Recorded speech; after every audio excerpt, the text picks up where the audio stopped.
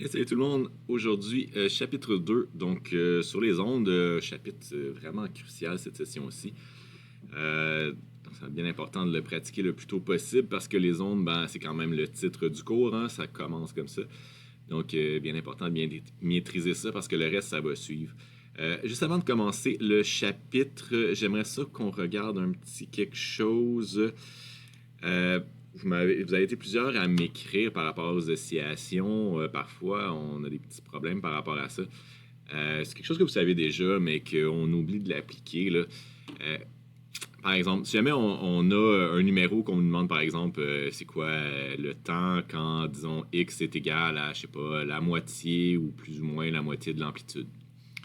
Ça veut dire quoi? Ça veut dire que si mon amplitude est ici et ici, ben, la moitié de mon amplitude, ça se trouve être une coordonnée ici en positif, puis ici en négatif.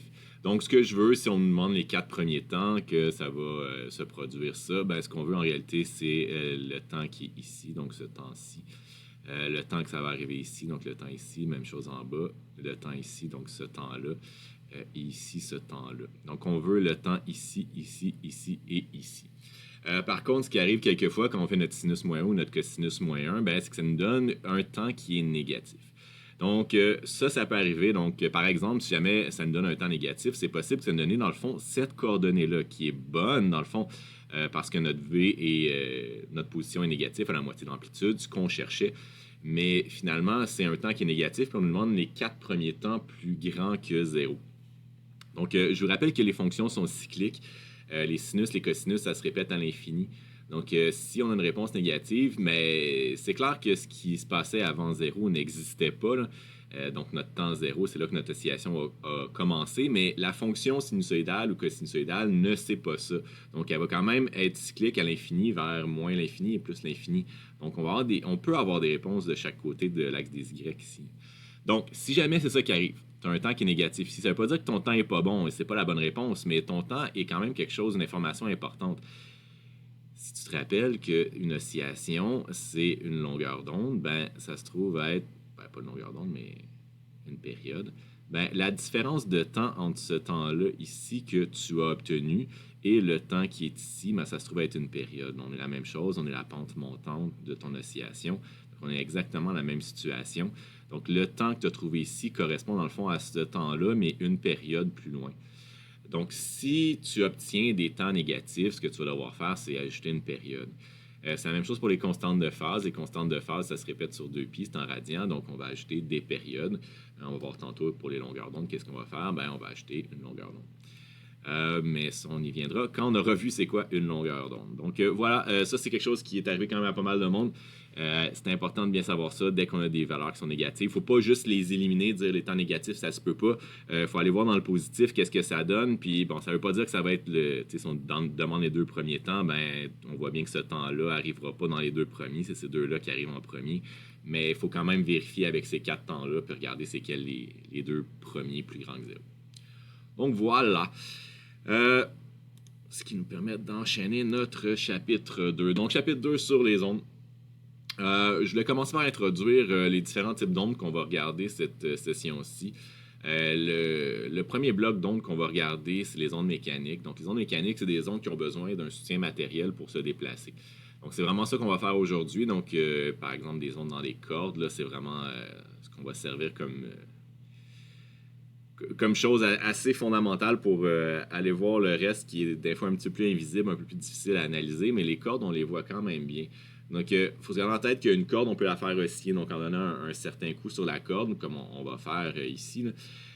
Donc, en faisant bouger notre main ici sur une corde tendue, qu'est-ce qui va se passer? Bien, c'est que ça va créer une ondulation, et cette ondulation va se déplacer à une certaine vitesse.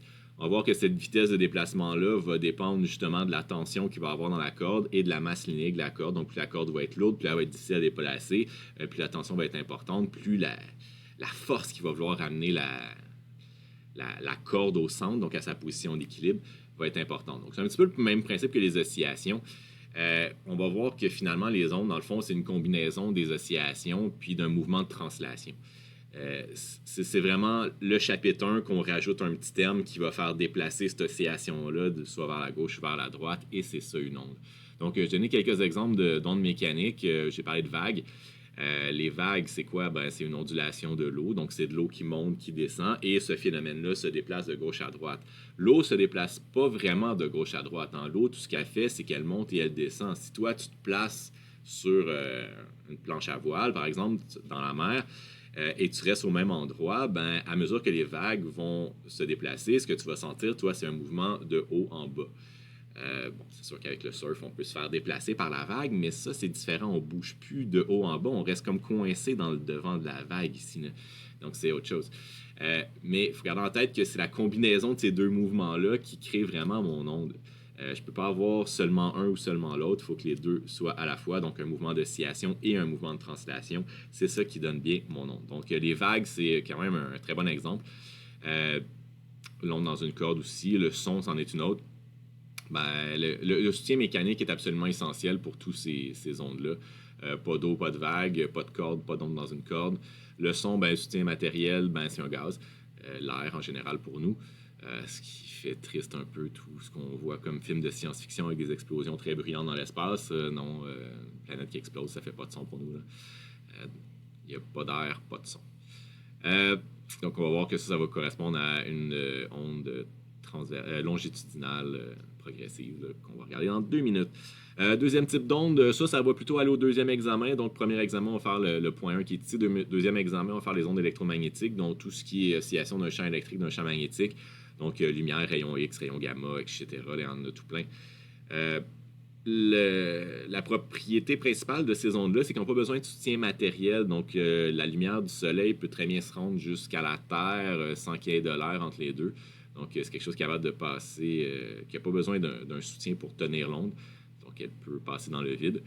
Ça voyage à la vitesse de la lumière. Donc, je vous ai donné ici la vitesse. On va en reparler, évidemment, qu'on va faire ça un peu plus en détail. Donc, comme je vous disais, tout ça, c'est le chapitre 2. J'ai fait un petit aperçu du spectre électromagnétique, donc on parle de la lumière visible, les ondes radio, etc.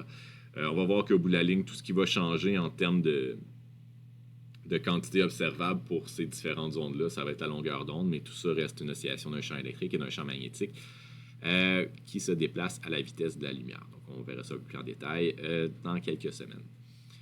Et le dernier, les ondes de matière, qui est quand même quelque chose de super intéressant, mais quand même assez abstrait à se figurer. On va voir, là, c'est dans le fond les fondements de la mécanique quantique. Les fondements de la mécanique quantique, c'est de prendre des particules suffisamment petites, donc par exemple des électrons, des protons, des molécules très très petites. Si on les déplace relativement rapidement, on va se rendre compte que les particules commencent à se comporter comme des ondes. Donc on a fait quelques expériences qui vont nous permettre de voir qu'on a vraiment des phénomènes ondulatoires. Donc, ce qu'on a décidé de faire, c'est qu'on a dit, on va traiter ces particules-là comme des ondes. Fait qu'on va dire, on va appliquer ce qu'on fait aujourd'hui, donc toute la théorie des ondes, à des particules qui ne sont pas des ondes, mais qui se comportent comme des ondes, puis on va voir qu'est-ce qui va se passer. On s'en est rendu compte qu'il y a toute une nouvelle technique de calcul qui s'applique super bien au microscopique, qui est la mécanique quantique. Donc, dans le fond, la représentation d'une particule qui n'est pas une onde, qui est vraiment une particule, mais qui se comporte elle-même comme une onde. En fait, on suppose qu'elle se comporte comme une onde parce qu'on ne peut pas vraiment l'observer. Mais après ça, toutes les conclusions mathématiques qu'on en tire sont quand même assez bonnes. Donc, on accepte le modèle là, de façon assez convaincante. On va faire quelques petits exemples à la fin de la session. Et ça sera notre dernier petit bout de matière à la fin de la session pour le 3e examen. Donc, c'est là que je vous avais parlé en premier cours que vous aurez probablement un peu de texte à m'écrire. C'est de la mécanique ondulatoire, donc des calculs quand même pas légers. Là, donc, c'est pas là-dessus que je vais insister. J'aimerais ça qu'on comprenne qu'est-ce qui se passe et que vous soyez capable de l'expliquer. Donc, voilà, ce qui nous attend pas mal pour le restant de la session, c'est ces 3 trucs-là. Je vais faire la distinction ici entre 2 types d'ondes, c'est-à-dire les ondes transversales et les ondes longitudinales. Dans les 2 cas, c'est important de regarder l'amplitude de l'onde. Garde en tête qu'ici, qu'est-ce qu'on a? C'est une corde. Donc, la corde qui est tendue, on l'attache à un point d'ancrage qui serait ici sur notre mur, mais la corde elle-même, si on ne fait pas d'oscillation, elle est droite comme ça. À mesure que je vais déplacer ma main de haut en bas, qu'est-ce qui se passe? C'est que la corde va décaler de ce point d'équilibre. Donc ça va correspondre à mon 0, donc mon point d'équilibre. Et à ce moment-là, je vais avoir une certaine amplitude qui va apparaître comme ça. Donc mon amplitude qui va apparaître, qui va être transversale. Donc, c'est ça qui est important de réaliser. C'est quoi une onde transversale? C'est que mon amplitude, elle est comme ça, et la vitesse de propagation, elle est par là. Ça, c'est un A, là. Donc, on voit bien qu'il y a un angle droit entre l'amplitude et la vitesse. Donc, l'amplitude pourrait être par en haut, par en bas, mais la corde elle-même, là, c'est ça qu'il faut garder en tête, c'est que la corde elle-même, là, elle ne se déplace pas de gauche à droite. Le fait de bouger ma main comme ça, qu'est-ce que ça fait? C'est que ça fait monter et descendre ma corde. L'onde, elle, se déplace dans la corde ici vers la droite, mais la corde elle-même se déplace vers le haut ou vers le bas. C'est tout ce qu'elle fait comme déplacement. Elle est attachée ici, la corde. Elle est attachée ici, la corde. Donc, elle ne peut pas se déplacer de gauche à droite. C'est simplement de haut en bas qu'elle se déplace. Et ça fait qu'une onde va suivre. Donc, par effet d'entraînement, à mesure que je vais lever ma main, bien, ça va faire lever la corde, qui va faire lever la corde un petit peu plus loin. Et dépendamment de la tension de la corde et de la masse cinétique, bien, l'onde va se déplacer plus ou moins rapidement à une certaine vitesse V vers la droite ici. Si on prend le son, c'est un petit peu différent. Si vous avez déjà démonté un haut-parleur, là, vous savez que c'est comme une espèce d'assiette là, qui oscille comme ça. Donc, si tu mets ta main là-dessus, tu vas sentir vraiment cette oscillation-là, surtout s'il y a beaucoup de basses, là, vu que les oscillations sont quand même plus lentes. Là. Donc, tu es capable de mieux les sentir. Quand c'est très aigu, c'est très rapide. Donc, souvent, on sent juste une petite affaire de vibration, mais c'est moins spectaculaire. Donc. Mais le son, vraiment, c'est ça. C'est une onde qu'on appelle longitudinale. C'est-à-dire que le son qui se déplace à une certaine vitesse V, comme ça, est dû à quoi? Est dû au mouvement de l'air. L'air qui va soit se faire comprimer ou se faire aspirer par un piston, qui est dans le fond l'espèce d'assiette là, qui est notre haut-parleur. Là. Que ce soit tes écouteurs ou un haut-parleur, c'est le même principe. Hein. C'est que tu as un petit truc ici qu'on appelle le piston ou le haut-parleur, qui va être relié à une bobine de fil, des aimants qui vont seulement, selon le courant électrique qu'on va mettre là-dedans, vont être attirés, repoussés. Donc, on va réussir à créer ce mouvement d'oscillation-là à l'aide d'un courant électrique. Et ça va se convertir en un certain mouvement d'oscillation de ta particule d'air. Donc, c'est une particule d'air qui est ici. Disons que tu pousses sur ton piston, mais ça va pousser sur l'air, donc ça va comprimer l'air. La petite particule d'air qui est là, elle va se déplacer vers la droite. Tandis que quand le piston va être aspiré vers la gauche, ben, ça va tirer sur la particule d'air qui va être vers la gauche ici. Donc, on a une amplitude qui est ici à l'horizontale. Ta particule d'air ici va se déplacer de gauche à droite et à mesure que ces ondes de compression et de raréfaction vont avancer, ben, le son va avancer à la vitesse du son ici vers la droite. Donc, c'est ça la différence, dans le fond, entre une onde longitudinale et une onde qui est transversale. C'est dans le fond que l'amplitude ici est perpendiculaire et celle-ci, l'amplitude est selon le même axe. Donc, les deux se déplaceraient ici en X. Et c'est ça. Donc, dans les deux cas, ce sont des ondes progressives.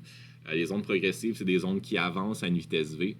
Le contraire d'ondes progressives, c'est des ondes stationnaires qu'on va voir tout à l'heure. Donc, des ondes stationnaires, c'est des ondes qui sont confinées, qui n'avancent pas, qui ne se déplacent pas.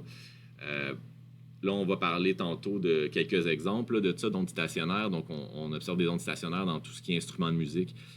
Les résonances dans les cordes qui sont fixées aux deux extrémités. Là, on n'a pas une main qui fait bouger une corde de violon ici. Là.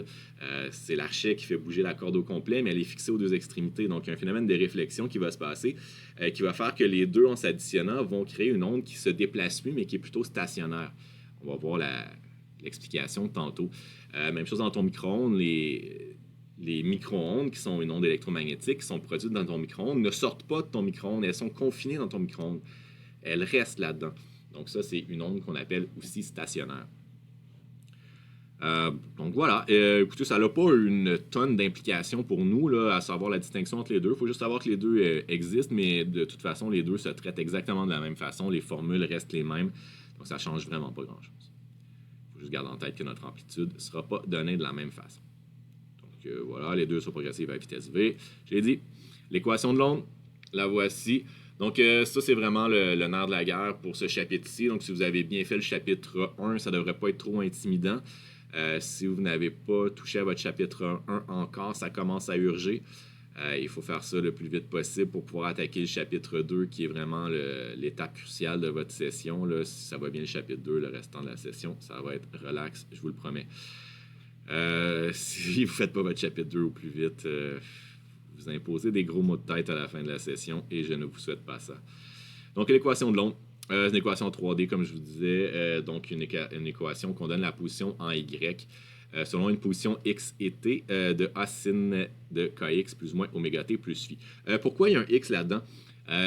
Si on regarde notre onde ici, en X, là, on n'est pas à la même hauteur. Hein. Si tu places ta position X comme étant ici, tu es rendu à cette hauteur-là. Tandis que si tu prends ta position X ici, ta hauteur est rendue ici. Donc, le X va être important à savoir où est-ce qu'on est rendu dans l'onde pour donner la hauteur en Y, on est rendu où. Donc, c'est ça que l'équation nous donne, c'est la hauteur en Y de notre corde. Mais il faut savoir à quelle position de cette corde-là ou de notre vague est-ce qu'on regarde pour voir à quelle hauteur Y on est rendu. Donc, voilà. Donc, notre amplitude, c'est la même chose. K, c'est notre nombre d'ondes. Ça se calcule en mètres moins 1. Dans le fond, ça a un rapport très direct avec la longueur d'onde. Un petit peu comme la fréquence angulaire ici avait un rapport très direct avec ma période. Le nombre d'ondes va dépendre de ma longueur d'onde. La longueur d'onde, c'est pas quelque chose de super compliqué, c'est la longueur de l'onde. Si tu regardes ici, la longueur de ton onde, là, ça serait quoi? Elle commence ici, puis elle s'en va jusque-là. Donc, c'est une oscillation au complet. C'est ça la longueur d'onde qu'on va appeler lambda. Donc, on aurait pu le prendre de sommet à sommet. Donc, on aurait pu le prendre de sommet ici jusqu'à sommet ici. Ça devrait être la même distance. Donc, on aurait un lambda ici aussi. Donc, c'est ça la longueur d'onde. Je vous ai écrit la formule tout de suite après, là, qui a un petit rapport avec 2π à faire. Il y a un plus ou moins. Le plus ou moins ici, il faut faire attention. C'est très contre-intuitif, là, mais il faut bien l'appliquer. Moins, ça veut dire qu'on se déplace vers les X positifs. Plus, ça veut dire qu'on se déplace vers les X négatifs. Donc, c'est un petit peu l'inverse de ce qu'on est habitué de faire. Si vous ne faites pas ça, vous allez voir, ça ne fonctionnera pas, vos formules. Donc là, il faut vraiment lire la question. Est-ce que l'onde se déplace vers les X positifs ou vers les X négatifs? Si l'onde se déplace vers les X positifs, on met un moins dans cette équation-là. Puis si c'est vers les X négatifs, on met un plus. Dans le cas où on ne sait pas, il n'en mentionne pas, allez-y la façon la plus simple possible, c'est-à-dire que l'onde se déplace vers les X positifs, donc on va mettre un moins par défaut. Si on ne sait pas, on met un moins. Constante de phase, même chose, ça va nous représenter un petit peu à t égale 0 ma position initiale, donc à quel point je peux décaler mon onde. C'est exactement la même chose qu'on avait tout à l'heure, donc ma position initiale de l'onde, est-ce que je commençais vraiment avec une onde qui commençait vraiment à mon sinus parfait ou j'étais un peu décalé. Ça, on va parler de déphasage tout à l'heure. Et c'est exactement ça qu'on aura besoin de faire. Donc, c'est sensiblement la même chose. Ce qui est nouveau, comme je disais, c'est le nombre d'ondes. Fréquence angulaire, le temps, constante de phase, ça ne change rien. Ça, je l'ai écrit ici. Donc, si l'onde se déplace vers X positif, plus... c'est-à-dire moins si l'onde se déplace vers X positif, puis plus si on se déplace vers les X négatifs. Donc, très important de bien noter ça. Bon, comme c'est un dessin en 3 dimensions, il y a 2 graphiques différents qu'on peut faire avec ça. Si on se fait un graphique à un instant fixe, ça veut dire qu'on est à un certain temps. Donc, on se fixe un certain temps. Ici, on est à t égale, je sais pas, t1, mettons. Là, on ne sait pas. Là. Un certain temps qui vaut peu importe quoi. On a pris quoi? Un instant fixe de l'onde. Donc, ce qu'on voit ici, c'est comme si on avait pris une photo. C'est une image. Donc, on prend notre téléphone, on prend une photo de notre onde. Elle a l'air de ça. Donc, ça nous permet d'avoir une image. Une fois qu'on a la photo de notre onde, là, ici, ce qu'on a, c'est l'axe des X. L'axe des X, ça se calcule en mètres. L'axe des Y aussi en mètres. Donc, si on a une distance, ce qu'on a entre 2 sommets, donc une onde au complet, va représenter notre longueur d'onde. Par contre, si on prend un point fixe de l'onde, donc si on prend ici AX est égal à, disons, X1, je ne sais pas c'est quoi, là, ici, ce n'est pas une longueur d'onde qu'on a. C'est un temps en secondes. Donc, qu'est-ce qu'on a entre 2 oscillations? C'est une période. Ça, c'est une photo de mon onde. Ça, c'est quoi? C'est une photo, dans le fond. Pas une photo, mais c'est la représentation à travers le temps de notre oscillateur harmonique simple. Donc, ça, c'est quoi? Je me mets sur une bouée dans la mer. J'ai un ancrage. Je ne peux pas bouger en X. Donc, je suis fixé à une position X. Qu'est-ce que je ressens quand les vagues passent? Tout ce que je ressens à travers le temps, c'est que je me sens monter, redescendre, monter, redescendre. Donc, mon X ne change pas. Tout ce que je fais, c'est monter, descendre en fonction du temps. Donc, c'est là que je vous disais que une onde, dans le fond, c'est une combinaison d'un oscillateur harmonique simple et d'une photo. Si je fixe l'espace à travers l'onde qui va me déplacer, moi, ce que je vais faire, c'est un mouvement harmonique simple. Et si je prends une photo de l'onde, ben, c'est ça qui va se déplacer. Donc, si je fais avancer le temps, on va voir si l'onde se déplace vers la droite, vers l'expositif, ben, je vais voir toute ma petite ligne jaune se déplacer à travers le temps un petit peu vers la droite. Donc, voilà. C'est ce qu'il faut bien retenir. L'équation pour le nombre d'ondes avec la longueur d'onde, je vous la donne ici. Donc, s'assurer que la longueur d'onde est toujours en mètres. C'est tout simplement ça qu'on a à faire comme relation. Les relations entre oméga et la fréquence, je les ai rappelées, mais c'est les mêmes. Donc, pas vraiment de changement à faire avec tout ça. Voilà. La vitesse de propagation d'une onde progressive. Donc là, ce que j'ai fait, c'est que j'ai pris deux temps. J'ai pris la même onde, puis j'ai décalé à cause qu'elle se déplace à une certaine vitesse V vers la droite. Donc, je suppose que mon onde se déplace à une certaine vitesse V. Et c'est ce V-là que j'aimerais connaître. Donc, elle a fait d'un certain delta X à un certain delta T. Donc, elle s'est déplacée d'un certain... à l'avancée, d'une petite distance qu'on ne sait pas c'est quoi, à travers un certain temps delta T qu'on ne sait pas c'est quoi. Écoutez, on ne servira même pas de ça pour avoir c'est quoi notre vitesse. Là. Petite technique que j'ai décidé d'utiliser. Donc, comme j'ai ma vitesse qui est vers la droite ici, j'ai mis un moins. J'ai un moins ici parce que V vers la droite ou vers les X positifs.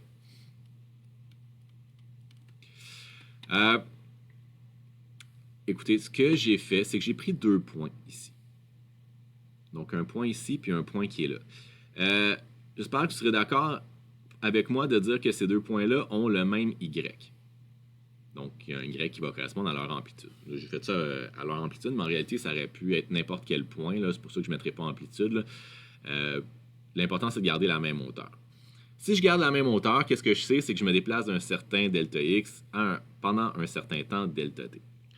Mais si j'ai mon expression de Y qui est donnée par A sin de Kx moins oméga T plus phi, ben, si j'ai le même Y entre mes deux points, ben, si j'ai le même Y entre mes deux points, ça veut dire que de l'autre côté de mon égalité, j'ai la même chose. C'est la même onde, j'ai la même amplitude, donc ça ne devrait pas influencer. Dans le fond, ça veut dire que mon sinus de Kx moins oméga T plus phi est le même dans lui ou dans lui. Donc, ce que je veux dire, c'est que si mon sinus est pareil, ben, mon Kx moins oméga T plus phi est pareil aussi. Donc, c'est une constante. Ça ne change pas. Et là, parce que je fais une bonne idée, j'ai décidé de faire la dérivée de ça. Pourquoi? Parce que faire une dérivée d'une constante, on aime bien ça. Donc, je fais la dérivée par rapport au temps de chaque côté de mon expression ici. Donc, j'ai dérivé de Kx moins dérivé de oméga t moins dérivé de phi par rapport au temps est égal à d sur dt d'une constante. Ben, si je dérive par rapport à x, ben, j'ai un k qui sort, puis après ça, j'ai dx sur dt. Je dérive par rapport à t moins oméga t, il me reste moins oméga. Je dérive phi, ben, c'est une constante, donc la dérivée d'une constante, ça donne 0. Et ici, j'ai une autre constante, ça donne 0 aussi. Donc, il me reste ça comme expression. Je rappelle que dx sur dt, c'est la vitesse, donc la vitesse en x, exactement ce que je cherche. Je vais faire kv moins oméga est égal à 0. Donc, v va être égal à oméga sur k. Donc, je vais pouvoir faire une relation qui va être très utile entre la vitesse et la fréquence angulaire et le nombre d'ondes. Moi, je vous dirais que je préfère beaucoup avec les petites équivalences. Là. On a fait quelques petites équivalences ici avec les longueurs d'onde, les périodes et tout, les fréquences. Moi, je dirais que cette formulation-là, là, avec la fréquence, là, est sans aucun doute la plus utile et la plus facile à utiliser. Mais les trois sont bonnes, là, donc il ne faut pas les oublier. Ils sont sur votre feuille de formule. Mais gardez en tête que c'est la vitesse de propagation. Donc, c'est la vitesse à laquelle l'onde se déplace vers la gauche ou vers la droite. Donc, voilà. Que dire de plus? Pas grand-chose. Donc, vitesse de propagation de l'autre sinusoïdale en mètres par seconde. On va voir tantôt qu'on va pouvoir ajouter à ça justement les propriétés elles-mêmes de la corde qui vont, dans le fond, régir ça aussi. On n'est pas en dessous. J'essaie de faire un petit exemple à cette étape-ci. Donc, l'exemple 2.1. Donc, j'ai l'équation de l'onde dans une corde. Donc, y de xt est égal à 0,00327 sinus de 72,1 x moins 2,72t plus 1,05.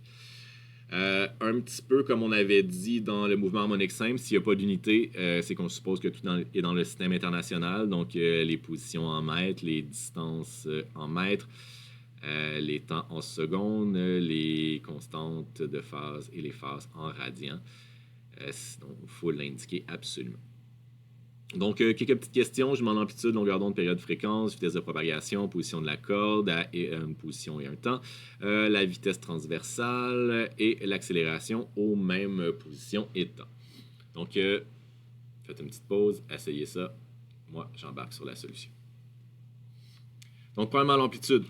Rien de compliqué ici, l'amplitude. C'est le terme qui est devant notre sinus, donc 0,0327. Il faut se rappeler que c'est en mètres. Donc, voilà, c'est tout. Pas besoin de calcul pour ça.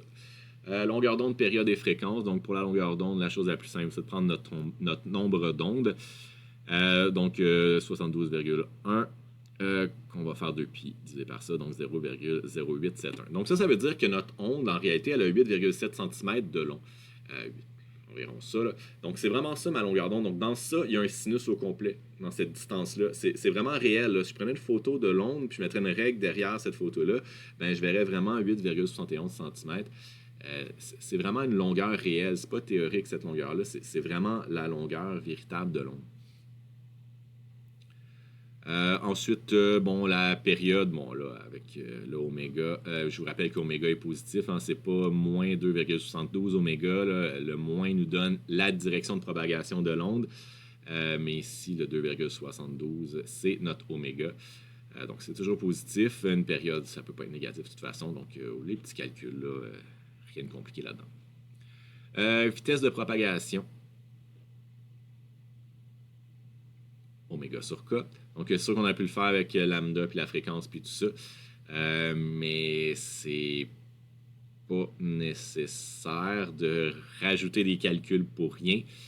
L'idée, c'est d'introduire le moins possible, comment je pourrais dire, de calculs pour ajouter le moins possible d'incertitude dans tout ça. Si tu prends tes valeurs de ton énoncé, tu vas avoir de moins en moins de problèmes. Il manque quelque chose dans ma réponse, hein? Vitesse de propagation, ben une vitesse, c'est un vecteur. Donc, si je vais avoir la réponse ici, c'est bien important que je l'exprime en vecteur.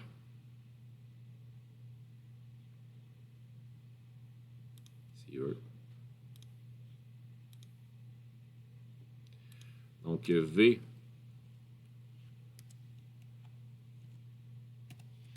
égale à 0,0377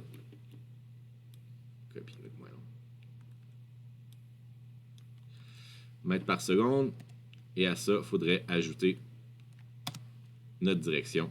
Donc, ici, plusieurs choix, soit qu'on dit vers la droite, vers l'ex positif, ou si vous êtes comme moi, un peu plus paresseux et vous voulez écrire moins, je vous recommande le vecteur unitaire. Donc, si on avait été déplacé vers la gauche, on aurait dit un moins pour tout ça. Donc, là, il aurait fallu le déduire. Il n'aurait pas été donné pour nous. Le oméga sur K va toujours nous donner une valeur positive, mais comme la vitesse est un vecteur, il faut donner l'orientation. Maintenant, D, on nous demande la position à x égale à, en fait, c'est la position de la corde. Donc, on veut savoir à quelle hauteur Y on est à x égale à 22 cm et t égale à 18,9 secondes. Donc, fais attention, ça, tu le mets en mètres et tu remplaces. Donc, j'ai tout simplement remplacé. On arrive à une position de 0,0134 mètres. Ça veut dire quoi? Ça veut dire qu'on est sous la position d'équilibre. Donc, on est à 1,34 mm environ en dessous de la position d'équilibre à ce temps-là et cette position-là. Donc, c'est sûr que ça va toujours donner une valeur inférieure à l'amplitude. Le sinus ne peut pas dépasser 1 ou moins 1. Pour la vitesse, donc là, ici, on va faire la dérivée. Pour avoir l'expression de la vitesse. Donc là, il faut se rappeler que c'est une équation en 3 dimensions, donc il faut faire une dérivée partielle. Une dérivée partielle, ça veut dire quoi? Ça veut dire que tout ce qui n'est pas la variable de dérivation, donc ici t, est considéré comme une constante. Donc ça veut dire que même si c'est une fonction de x, tout ce qui est x, donc ce n'est pas tx, je dois le considérer comme une constante. Donc quand je vais faire la dérivée de ça, qu'est-ce que ça va donner? Probablement ma constante en avant que je réécris. Ensuite, la dérivée de sinus, il faut que je fasse la dérivée de ce qu'il y a à l'intérieur. Donc, je dérive par rapport à t. Donc, 72,1x que je dérive par rapport à t, c'est une constante parce que x n'est pas t. Donc, je considère ça comme une constante. Donc, ça devient 0. La dérivée de ça... là, je ne sais pas pourquoi j'ai ajouté tout ça. Non, c'est beau. Donc oui, la dérivée de moins 2,72t, je dérive ça par rapport à t, donc il me reste moins 2,72 que j'amène devant ici. Et la dérivée de 1,05, c'est une constante, donc ça tombe à 0. Donc le seul terme qui tombe devant mon expression, c'est le moins 2,72, le seul terme qui a un t à côté. Puis ensuite, je dérive mon sin. Donc, la dérivée de sin, c'est cos. Donc, je répète cos avec les mêmes termes à l'intérieur. Et je remplace encore avec le même x et le même t. Je suis arrivé ici à 0,0811. Ça veut dire quoi, ça? Une vitesse positive? Ça veut dire qu'on a une vitesse qui est vers les y positifs. Donc, en ce moment, la corde, elle est sous l'axe des x, mais elle est en train de monter. Donc, elle est en train de se rapprocher de la position d'équilibre. Déjà là... on serait supposé être capable de deviner ça va être quoi le signe de mon accélération. Les règles restent les mêmes. Hein. C'est un mouvement harmonique simple, en réalité, qu'un point sur la corde fait. Et là, on se situe à un seul point, donc à mon x égale à 22,5 cm. Ce point-là va monter et descendre. Si je suis en dessous de l'axe des x, donc j'ai une position en y qui est négative, il faut absolument que j'ai une accélération qui me ramène vers mon point d'équilibre. Donc, en réalité, ici, je m'attends à avoir une accélération qui serait positive. Pas à cause de ma vitesse, ça ne me donne aucune information, mais à cause de ma position, celui-là ici. Donc, voilà, je le calcule. Même chose, je fais la dérivée partielle. Donc, encore une fois, il y a moins 2,72 qui va ressortir. Donc, je vais devoir mettre au carré. J'aurais pu enlever le moins comme il est au carré, mais ça ne change rien. Et la dérivée de sinus devient moins cos. De cos devient moins sin. J'ai oublié mon moins. Désolé, je vais rajouter. Donc voilà. Pas mal sûr que ma réponse est bonne. Mais ouais, c'est ça. Donc il est à signe inverse ici de ma position. Oui, tout va bien. Donc voilà pour mon accélération en Y. Donc oui, j'ai une accélération en Y qui est positive. Donc voilà pour l'exemple. Je vous invite à le refaire. C'est un genre d'exemple assez classique qui est quand même assez de début de niveau pour les ondes. Donc assurez-vous de bien comprendre ça avant de commencer à faire vos exercices. Comme ça, vous allez pouvoir comparer avec mes solutions. Puis une fois que vous allez commencer vos exercices, ça devrait être quand même pas mal plus facile. Maintenant, vitesse de propagation dans une corde tendue. J'en ai parlé tout à l'heure que dans le fond, la vitesse de propagation dans l'onde va dépendre de la tension dans la corde et de la masse linéique de cette corde. C'est un petit peu comme le mouvement harmonique simple. Donc, gardez en tête que le mouvement harmonique simple, c'est quoi? C'est un ressort avec une masse. Plus la masse était importante, plus c'était difficile de faire bouger cet objet-là. Même chose, plus le ressort était fort, plus ça faisait une force importante vers le centre. Donc, plus l'oscillation était rapide. Ça va faire la même chose pour nous autres avec les ondes dans une corde. Plus la masse va être importante de la corde, plus elle est difficile à faire bouger. Donc, plus l'oscillation va être lente, plus la vitesse de l'onde va être lente aussi.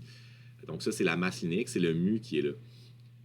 Le F, ici, c'est la tension dans la corde. Plus la tension dans la corde va être importante, plus la force qui tend à ramener la corde vers sa position d'équilibre va être importante. Donc, c'est un petit peu le même principe que le mouvement harmonique simple, mais avec des quantités un peu différentes. Donc, on va avoir la vitesse qui va être égale à la racine carrée de la tension sur la masse linéique. Je ne m'attendrai pas à faire des démonstrations de tout ça. Là. Je trouve que ceux qui existent sont plus ou moins convaincantes, mais c'est facile à se convaincre que c'est vrai, puis ça fonctionne très bien en réalité. D'ailleurs, un labo qu'on va faire cette semaine va traiter un petit peu de ça. Donc voilà, vitesse de propagation dans une corde. J'ai pas grand-chose d'autre à dire.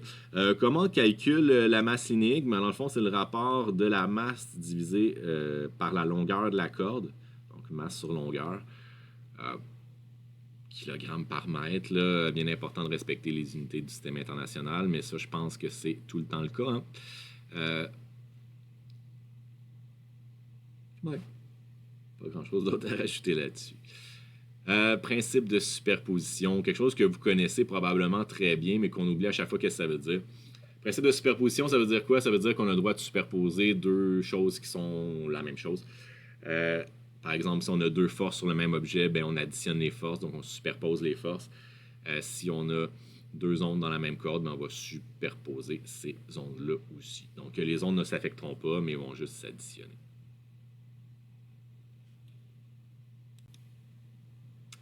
Donc, pour nous, concrètement, qu'est-ce que ça va faire pour nous? Donc, j'ai fait, en fait, c'est l'exemple de votre manuel. Disons qu'on a deux ondes comme ça qui s'approchent une de l'autre. Donc, les deux sont en haut de l'axe des X, donc deux petites ondulations qui vont venir au même endroit, au même moment, à une certaine position. Donc, qu'est-ce qui va se passer? C'est que les ondes vont se combiner, vont s'additionner. Donc, leurs positions vont s'additionner, puis après ça, ben, ils vont continuer leur chemin comme si c'était rien passé. Donc là, les deux ondes ne sont pas superposées encore. Rendu ici, ben, on se rend compte que la première moitié, si on veut, de l'onde commence à se superposer. Donc, les deux vont s'additionner. Donc, on va avoir le double d'amplitude qu'on avait ici, tandis que cela, c'est pas encore superposé avec celle-là. Quand les deux sont exactement au même endroit, au même moment, ben, on a le double d'amplitude comme ça. Donc là, ça serait une espèce de pic, si on veut. Ça pourrait correspondre pendant un bref instant à un onde stationnaire. Mais après ça, qu'est-ce qui va se passer? C'est que les deux ondes vont se décombiner, si on veut. Ils vont reprendre leur chemin initiaux comme s'il ne s'était absolument rien passé. Donc les deux ondes vont s'additionner pendant le moment qu'ils vont être ensemble, mais après ça, ils vont arrêter. Donc, c'est ce qui peut être dangereux dans l'océan quand il y a plusieurs vagues qui viennent de provenances différentes à cause des courants marins, des vents. Il peut y avoir des grosses vagues qui vont s'additionner comme ça, puis plusieurs en même temps. Ça peut être quelque chose, là. On peut avoir le contraire aussi. Donc, on peut avoir une onde qui se déplaçait en haut de l'axe des X, une autre qui se déplaçait en bas de l'axe des X. Quand les deux vont se combiner, dans le fond, ils vont s'annuler. Donc, celle qui avait une amplitude par en haut, là, sa position était par en haut, l'autre sa position par en bas. Donc, si disons c'était plus A puis moins A, ben plus A moins A, ça fait 0. Donc, les deux vont se combiner en s'annulant. Donc, on va voir deux ondes arriver dans la corde, l'onde va devenir plate, puis après ça, les deux ondes vont réapparaître. Et c'est ce qui se passe ici. Donc, c'est le principe de superposition des ondes. Ça fonctionne tout le temps. On fait tout simplement additionner nos deux fonctions d'onde. Donc, c'est sûr que c'est une mathématique qu'il va falloir apprendre à maîtriser parce que je vous garantis qu'à l'examen, vous allez devoir additionner des ondes avec différentes techniques. Vous allez voir tantôt qu'on va faire ça quand même 2-3 fois, là. Et il faut s'attendre à devoir répéter l'exercice à l'examen et d'être capable d'analyser notre réponse, là. Donc, soyez avertis. Donc, premier principe d'addition des ondes, c'est ce qu'on va appeler l'interférence des ondes. L'interférence, là, c'est quand même quelque chose d'hyper important, là. L'interférence n'existe uniquement que dans les phénomènes ondulatoires. Si on n'a pas un phénomène ondulatoire, donc si on n'a pas la présence d'une onde, l'interférence ne peut pas exister. Puis on va voir pourquoi dans quelques minutes. C'est aussi ça qui va nous permettre de déduire que certains phénomènes sont faits à partir d'ondes. Donc, comment on a déterminé que la lumière était une onde? Ben, c'est à cause d'un principe d'interférence. Comment on a réussi à déterminer que les particules en mécanique quantique pouvaient se comporter comme des ondes? C'est à cause qu'on a observé des phénomènes d'interférence. Si on voit des phénomènes d'interférence, on n'a pas le choix de déduire qu'on a des ondes qui ont créé ce phénomène d'interférence-là. Donc, l'interférence, dans le fond, c'est tout simplement l'addition ou la combinaison de deux ondes qui va en donner une troisième ou qui va donner quelque chose de résultant qui va être différent des deux premières ondes. On peut avoir différents types d'interférences. On peut avoir des interférences qu'on veut. Donc, on a tendance à penser que, c'est un peu Hollywood, là, l'interférence, c'est du grichage, là. C'est pas nécessairement ça, là. L'interférence, ça peut être positif, là. Si on met deux haut-parleurs dans une pièce, ben, ça va faire plus de son qu'un seul haut-parleur. À moins qu'on se place dans des situations bien particulières, qu'on pourrait avoir que les longueurs d'onde font qu'à notre oreille, ils sont complètement décalés. Puis on peut avoir d'interférences qu'on va appeler destructives. Donc ça, c'est un phénomène que je vous invite à aller observer la prochaine fois que vous allez vous promener dans une salle de spectacle. On va en reparler un peu plus en détail dans le chapitre 3. Mais là, aller voir des spectacles, ça me semble comme un vieux rêve éloigné. Je m'ennuie. L'interférence des ondes. Restons à nos moutons. Donc, disons qu'on a deux ondes équivalentes avec la même amplitude, même fréquence, même longueur d'onde, même vitesse, même constante de phase. Non, c'est pas vrai. Constante de phase différente. Donc là, on va avoir un déphasage. Dans notre salle de spectacle, qu'est-ce que ça représente? Ça veut dire que si on a un premier haut-parleur qui serait, disons, devant nous, puis un deuxième qui serait beaucoup plus à notre gauche, ben, la distance entre le premier haut-parleur et notre oreille et le deuxième haut-parleur et notre oreille n'est pas la même. Ce que ça va faire, c'est qu'il va y avoir un nombre d'oscillations qui va être plus petit pour le haut-parleur, qui va être plus rapproché. Donc, gardez en tête que une longueur d'onde, ça a une certaine longueur. Donc, dans la distance entre mon oreille et le haut-parleur, ben, je pourrais diviser cette distance-là par ma longueur d'onde, rentrer un certain nombre d'ondes là-dedans. Donc, disons qu'il y en a 500. Ben, par rapport à l'autre haut-parleur, ben, il y en a peut-être 520. Ben, ce décalage-là entre les deux peut me créer ce qu'on va appeler une interférence, donc un décalage entre les deux ondes qui va s'additionner et va créer ce qu'on va appeler les phénomènes d'interférence. Donc, c'est ça. Le fait qu'une onde va être en avance par rapport à l'autre, c'est ça qu'on va appeler le déphasage. Donc, les deux ondes doivent avoir une constante de phase différente. Là, j'ai commencé mon exemple en disant que j'ai une première onde qui est donnée par A sin kx moins oméga t. Donc, elle a une constante de phase de 0. Puis le deuxième, la même chose, donc Y2 qui va donner A sin de kx moins oméga t plus phi. Donc celui-là a une différence de phase de phi par rapport à celui-là. Mais c'est les deux la même onde, c'est juste que l'autre est un petit peu en avance par rapport à l'autre. Combien en avance? Ben, ça va être super important par rapport à mon phénomène d'interférence. Donc comment on va calculer ça? Ben, une étape à la fois. On va dire que notre onde résultante va être la somme des deux ondes additionnées. Donc, mon Y1 va être donné par ça, avec mon Y2 qui va être donné par ça. Donc, je vais les additionner. Ce que j'ai fait, c'est que j'ai mis en évidence mon A, donc mon amplitude, pour avoir sinus de kx moins oméga t plus sinus de kx moins oméga t plus phi. Maintenant, j'aimerais vous rappeler ou vous apprendre une petite formule qui va nous permettre d'additionner facilement des sinus. Donc, vous devriez trouver ça sur votre feuille de formule. Donc, sur votre feuille de formule, vous avez ça ici. Donc, le sinus de A plus B qui est donné par, dans le fond, 2 fois le sinus de A plus B sur 2 fois cosinus de A moins B sur 2. Si on avait des cosinus à additionner, ben, la formule est un petit peu différente. Donc, d'avoir sin cos, ben, on a cos cos. Et c'est la principale différence là, entre les deux. Il n'y a pas vraiment de... C'est pas plus difficile l'un ou l'autre. Il faut juste faire attention à ce que c'est des sinus ou des cosinus qu'on additionne. Et, soit dit en passant, des ondes, ça peut être exprimé en sinus comme ça peut être exprimé en cosinus. Un sinus puis un cosinus, c'est la même chose. La différence entre un sinus puis un cosinus, c'est quoi? Ben, c'est une constante de phase entre les deux. Donc, toutes les réponses, tu pourrais me les donner en cosinus, puis ça serait bon quand même, mais ça prendrait une constante de phase différente de celle qui serait en sinus. Ça se calcule. Donne rien à essayer de la deviner. Il faut la calculer de toute façon.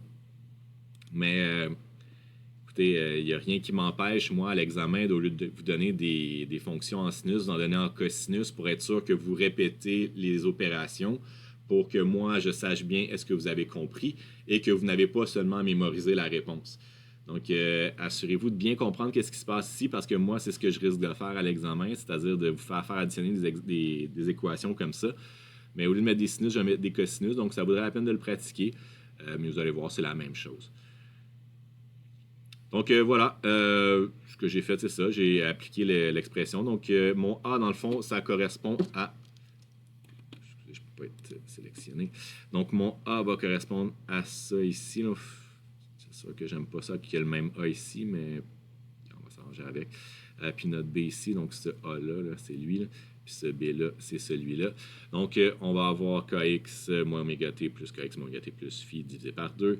De l'autre côté, fois cos de la soustraction. Si je fais l'opération de ça, ben, kx plus kx, ça me fait 2kx divisé par 2 qui me reste kx, moins kx, blablabla. Il me reste juste phi sur 2 ici. Et de l'autre côté, il me reste juste moins phi sur 2 parce que tout s'annule.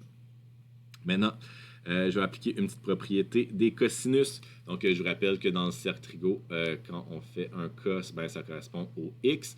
Donc, quand même que je fais un angle qui est ici ou un angle qui est ici, donc ça me donne le même x. Donc, mon cos qui est ça. Cos de θ qui donne ça avec un θ qui est ici ou moins θ qui est ici. Donc, cos de θ va être égal à moins cos de θ. Donc, les deux sont absolument équivalents. Excusez, je dis n'importe quoi. C'est pas vrai que cos de θ est égal à cos de moins θ, qui est égal à cos de moins θ. Donc, les deux sont équivalents. C'est le même x pour un angle soit positif ou négatif. Donc, ça fait juste nous permettre d'enlever le négatif ici, parce qu'en réalité, l'expression serait bonne quand même. C'est juste que si on a un négatif superflu, on l'enlève. Donc, c'est ce que j'ai fait. J'ai enlevé le négatif qui était ici à cause de la relation comme ça. Et ce que j'ai fait, c'est que j'ai amené le cos devant. Pourquoi? Parce que notre expression ici, qui est notre réponse en réalité, je ne l'ai pas mis en gros gras là, parce que justement, ce n'est pas universel. C'est tout ce que je vais déduire après dépend de cette équation-là, mais ce n'est pas ça tout le temps. Ça, c'est vrai pour ces deux équations-là.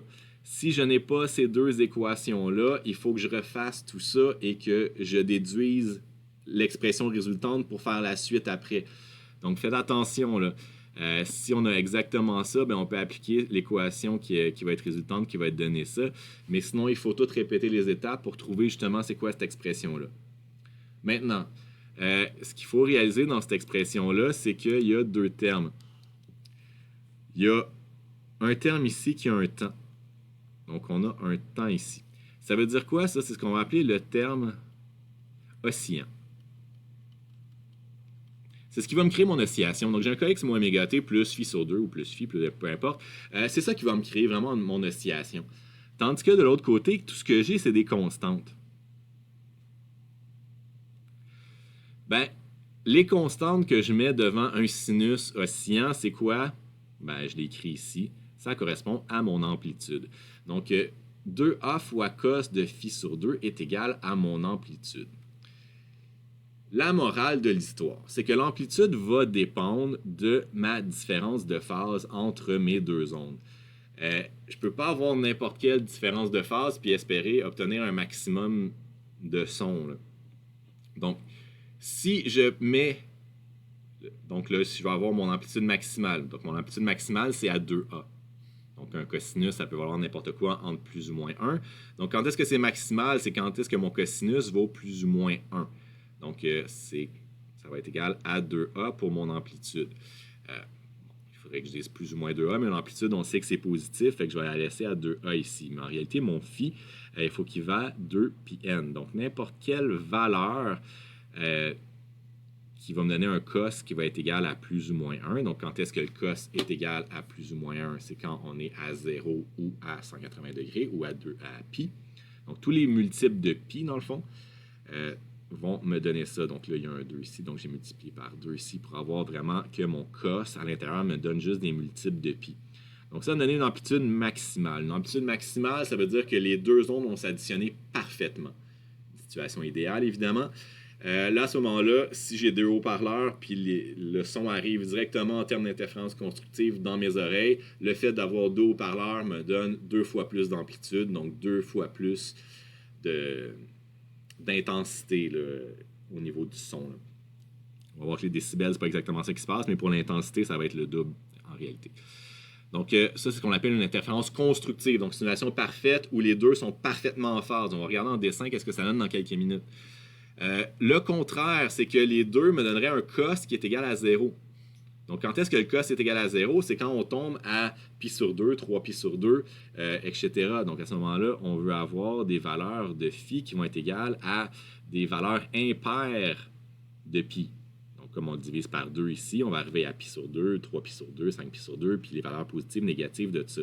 Si je fais ça, ben, le cos de pi sur 2, ça me donne 0. Donc, mon amplitude est égale à 0.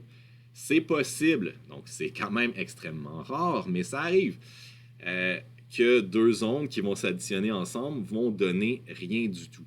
Donc, ça, c'est la chose que je vous invite à observer justement quand vous allez vous promener dans une salle de spectacle.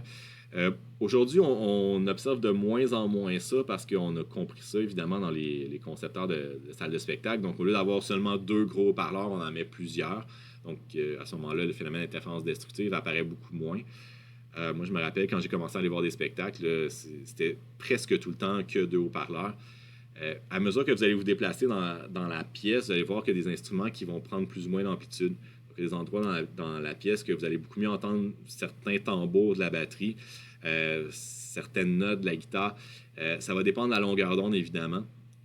mais vous allez tomber en situation sur l'interférence constructive ou destructive, et deux personnes peuvent avoir une impression vraiment différente de la qualité du son d'un spectacle, dépendamment où ce que vous êtes assis. Donc, promenez-vous dans une salle, là, ça peut être vraiment intéressant. Si on a n'importe quoi d'autre que ces deux situations-là extrêmes, donc une amplitude qui vaut en n'importe quoi entre 0 et 2A, ben, ce qu'on appelle une situation d'interférence intermédiaire. Écoutez, la vie se passe en situation intermédiaire, là. Les situations extrêmes, ça peut arriver, mais c'est quand même extrêmement rare. Là. C'est extrêmement précis. C'est un point extrêmement précis que ça va arriver. Mais ça peut arriver quand même. Donc, j'ai trouvé un petit schéma dans votre manuel que je trouvais bien intéressant pour regarder ça. L'idée, c'est que vous avez le Y1 puis le Y2 qui sont en rouge et en bleu ici. Si les deux sont parfaitement synchronisés, ben sinon, ici, on se trouve en situation d'interférence constructive. Donc là, la différence de phase entre les deux est de 2 πn. C'est quoi la différence entre les deux? Ici, on pourrait dire que c'est 0, mais on pourrait dire que c'est 2π aussi. Donc, décaler une onde de 2π, c'est répéter la même onde. Donc, je vous rappelle que c'est infini de chaque côté, ça. Donc, quand même qu'on décale de 2π, on ne se rend pas compte de la différence. De 4π, on ne voit pas la différence. Moins 2π, on ne voit pas la différence non plus. On se retrouve à avoir exactement deux ondes qui sont superposées comme ça. Si c'est le cas, si on avait notre position d'équilibre qui serait à quelque part ici, ben, on avait une amplitude ici de A initiale et l'amplitude résultante de la corde jaune, qui est l'addition des deux cordes ici, va être de 2A. Donc ici, on se trouve en situation d'interférence constructive. Dès qu'on va trouver autre chose, donc là, on les décale juste un tout petit peu, on se rend compte qu'on a un sinus encore qui apparaît comme onde résultante, mais là, l'amplitude est un petit peu inférieure à 2A. Donc déjà là, on tombe en situation intermédiaire. Ici, on est encore plus intermédiaire. Donc là, on voit qu'on a un décalage qui est à peu près égal à pi sur 4. On se rend compte qu'on a à peu près la même amplitude qu'on avait initialement. Là. Donc ici, on est encore intermédiaire. Et cette fois-ci, on est complètement en opposition de phase. Donc c'est ça, deux ondes en opposition de phase. C'est que quand la bleue est au maximum, la rouge est au minimum. Quand les deux sont au centre. Mais si tu additionnes plus A moins A, qu'est-ce que ça donne? Mais ça donne 0. 0 plus 0, ça donne 0. Tu vois que ta corde reste toujours à 0. Donc ici, on n'a aucune onde résultante là-dedans. Ça, c'est vraiment une situation d'interférence destructive. Donc, c'est des situations parfaites. Vous, votre travail, ça va souvent être de trouver à quel endroit est-ce qu'on va avoir ces situations, donc ces points-là d'interférence destructive. Bon, je mélange avec ce qu'on va faire tout à l'heure. Mais ça va être de savoir une situation d'interférence constructive ou destructive ou intermédiaire, donc voir c'est quoi le déphasage résultant. En gros, votre travail, ça va être de trouver votre onde résultante, donc trouver ça. Puis après ça, de trouver c'est quoi votre amplitude, et à partir de l'amplitude, d'être capable d'établir ces suites-là. Donc ça, je sais qu'il y en a pour plusieurs que vous regardez ça, puis oui, vous comprenez tout de suite. Je sais que pour plusieurs, vous regardez ça, puis c'est du complet chinois. Là. C'est important de savoir comment tout ça fonctionne. Ça ne disparaîtra pas. Là. Vous allez voir, on va en refaire d'autres. Et puis, comme je vous disais, là, le chapitre 2, là, c'est quelque chose qu'on va appliquer quand même souvent au cours de la session. Là. Donc, assurez-vous que ces suites-là, vous êtes capable de les bâtir et de comprendre pourquoi elles sont bâties comme ça. Si vous avez des questions, je les attends. Maintenant, les ondes stationnaires. Donc, deux ondes de même amplitude, même fréquence, même longueur d'onde, vitesse opposée. Je que le dessin arrive à la même place. Il y a dû avoir un saut de page qui a apparu. Donc, c'est ça. Écoutez, une onde stationnaire, ça va apparaître naturellement dans pas mal tout ce qui est confiné comme onde.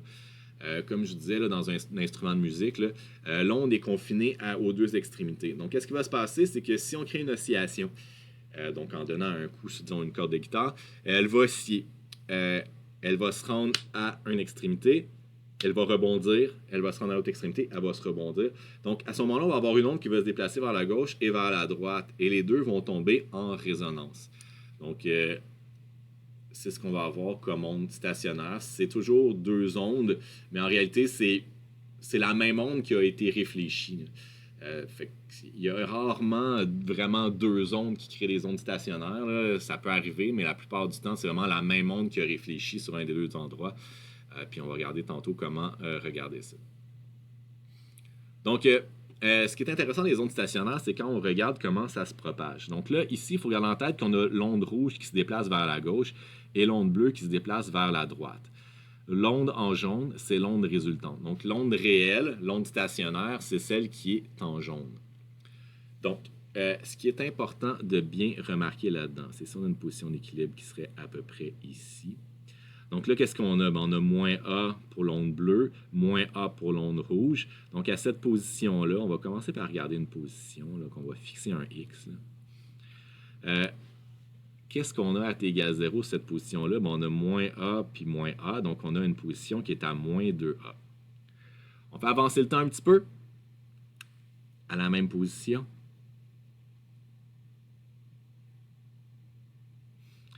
Qu'est-ce qui se passe? Bien là, on a une position qui est un petit peu inférieure à moins A pour l'onde rouge qui, elle, s'est déplacée vers la gauche. Donc, le sommet qui était en bas ici s'est déplacé un petit peu de cette distance-là. Là.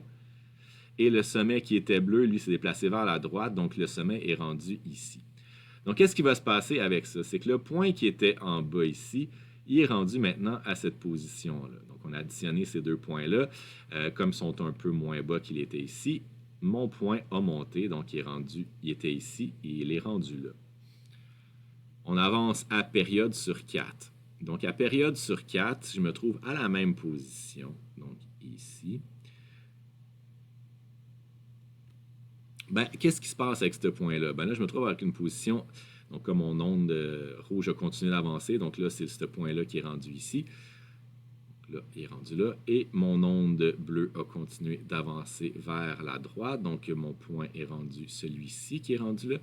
Donc, additionner 0 plus 0 me donne bien une position de 0. Maintenant, je continue. Je suis rendu à une position ici. Je continue à avancer le temps. Je suis rendu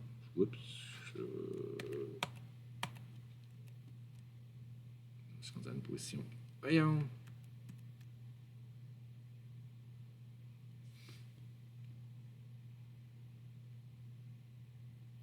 Donc là, je suis rendu à une position qui serait ici. Et maintenant, je suis rendu à une position qui serait ici. Donc, avec même genre de truc.